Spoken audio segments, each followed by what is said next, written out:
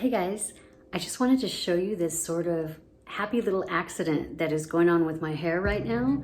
So I am kind of rocking a purple shadow root, and it was entirely by accident because what happened is I bleached my hair, as I've been doing for a very long time. I was touching up my roots and I just so happened to mix my toner a little bit too dark. But honestly, I think it's kind of cute. So I just decided to keep it. It is gonna fade because if there's one thing for sure, and that's that purples fade.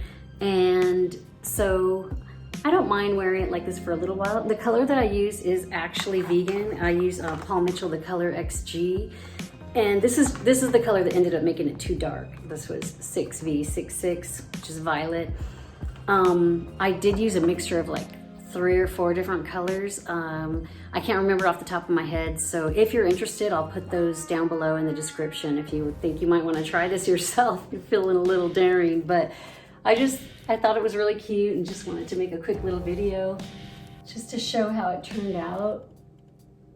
And like I said, it's definitely gonna fade. I haven't actually washed it yet, so I assume after maybe 3 washings, it's probably gonna be looking a lot more blonde, but it's definitely purple. And I actually wanted this done. I saw a picture like this years ago and I wanted to get mine done like this, and I went to a professional salon.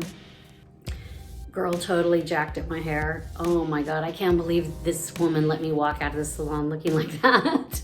I went straight across the parking lot to like a CVS to get like some Head and Shoulders, because if you mix Head and Shoulders and vitamin C, like almost immediately after getting your hair colored, you can work a lot of the color out. What happened was she put like some kind of treatment in my hair after bleaching it and then tried to put the color in.